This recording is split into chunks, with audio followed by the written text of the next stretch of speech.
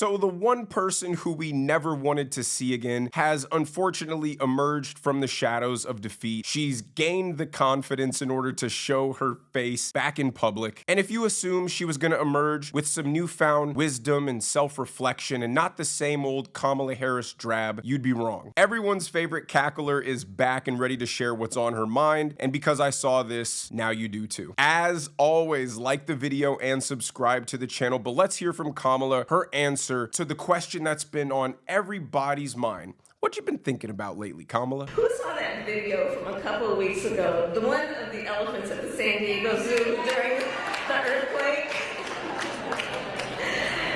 Google it if you've not seen it. So that scene has been on my mind. Everybody asks me, what you been thinking about these days? Well,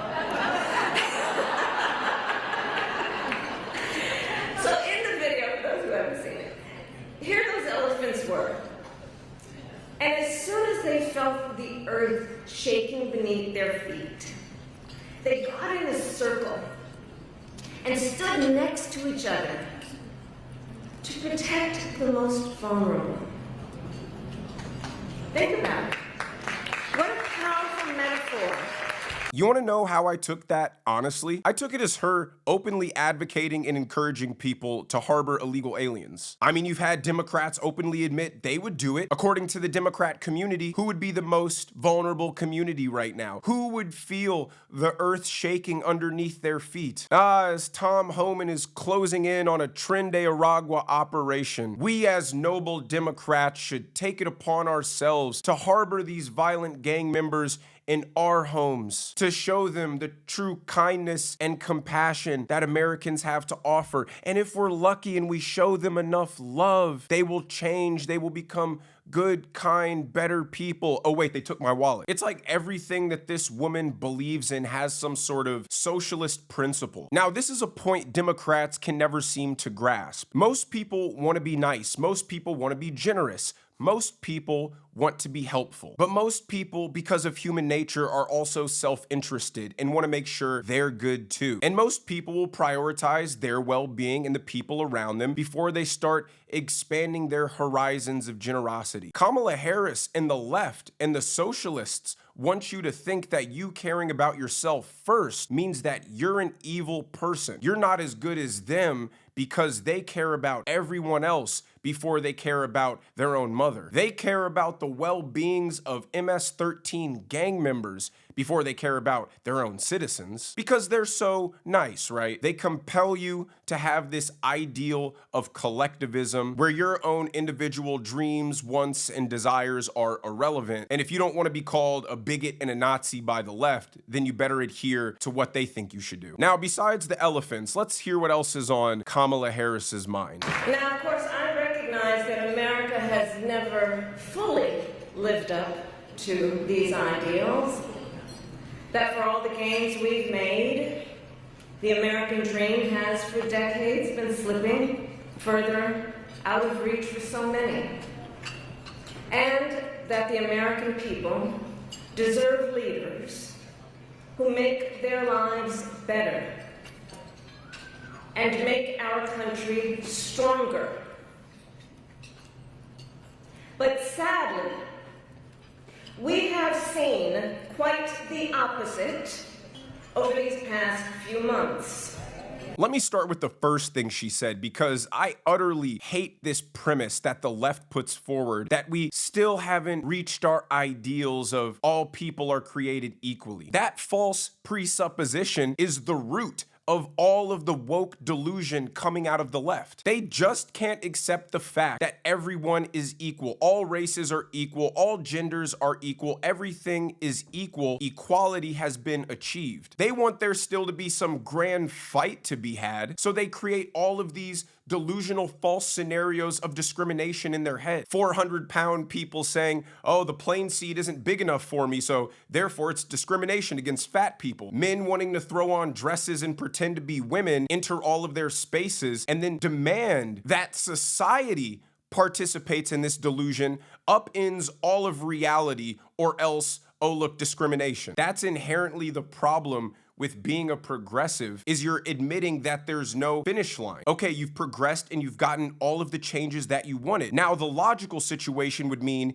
you're now wanting to be a conservative and conserve the culture that you helped create. But no, they want to keep being a progressive. And since there's nothing else to fix, no more equality to go after, their incessant hunger for some sort of cultural fight forces them to regress and create a world of abundant discrimination entirely created on their own just so they have something to complain about and fight about again. And then lastly, she said, the people deserve leaders who make their life better and make their country stronger. And Donald Trump isn't doing that. Does this lady not know who she worked for? Does she have amnesia? Does she not remember the last 4 years? How she can come up here and say such a hypocritical thing? Oh, I'm Kamala Harris. I'm just the vice president. I don't do everything because Joe Biden sucked so bad. But now she's like, oh no, forget that. Donald Trump is the bad boogeyman that you got to worry about who makes your life worse. Ma'am, Donald Trump got elected because you were so toxic to the American people that 14 million less people voted for you than for Joe Biden. Allegedly 14 million. But if you thought Kamala Harris couldn't get any worse, here she is endorsing who she believes are the star players in the Democrat Party. And just wait till you hear who's on this list. By a State of the People Power Tour that is aiming to ignite a grassroots movement to lift up voices and advance freedom and justice. And by leaders across the spectrum, including congressional leaders like Cory Booker, Chris Van Hollen, Chris Murphy, Jasmine Crockett, Maxwell Frost, AOC, and Bernie Sanders. All who, in different ways, have been speaking with moral clarity about this moment.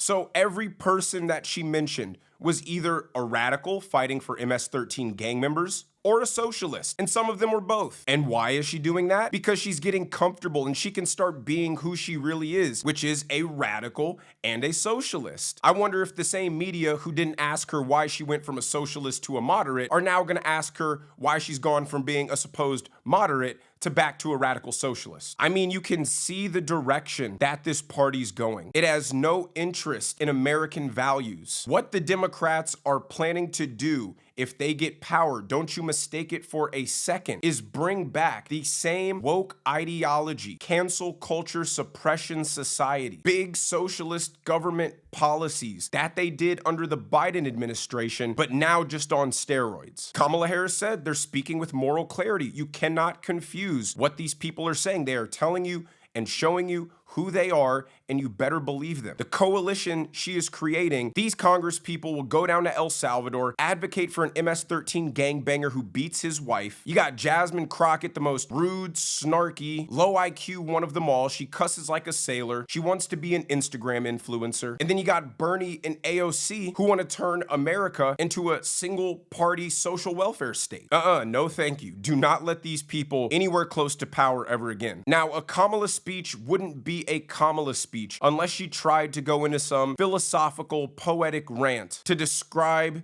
the importance of time because time is what time is time. And here she is explaining that so beautifully for us.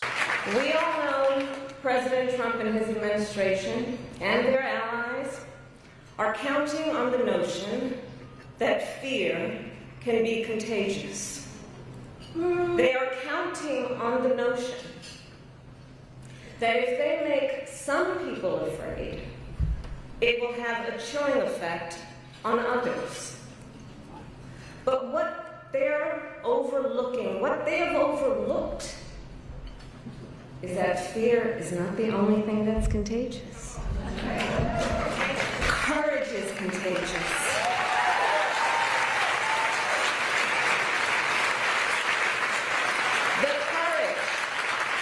Americans who are banding together in the face of the greatest man-made economic crisis in modern presidential history.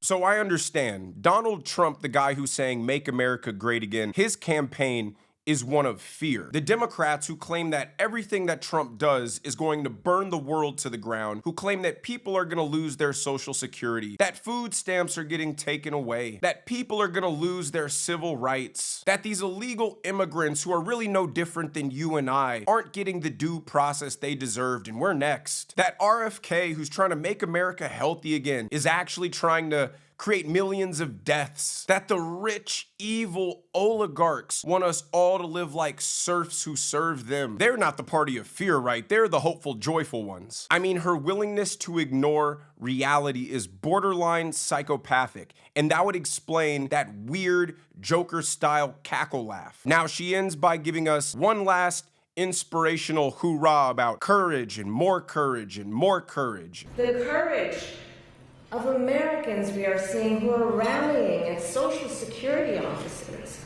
to protect their hard-earned benefits.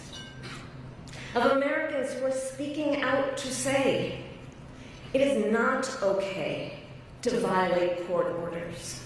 Not okay. Saying it is not okay to detain and disappear American citizens or anyone without due process.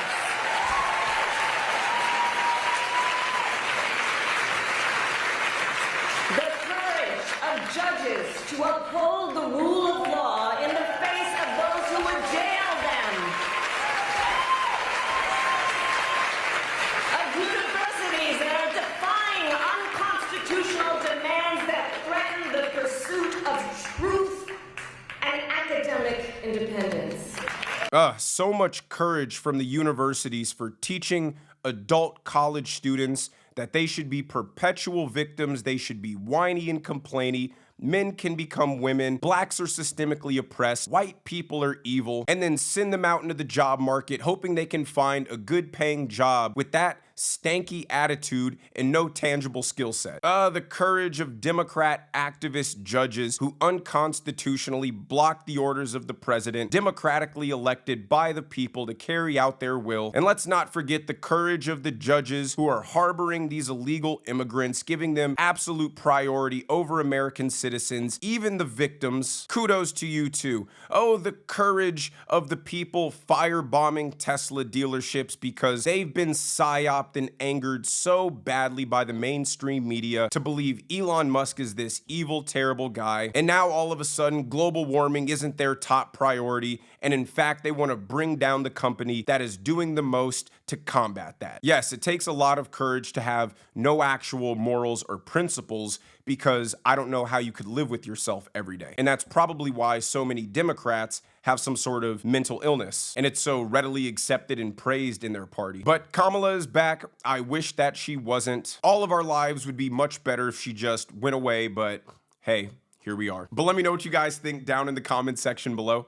If you enjoyed the video, make sure you hit that like button. Make sure you subscribe to the channel if you haven't already. Turn on the notification bell so you never miss a video. And I will see you guys in the next one.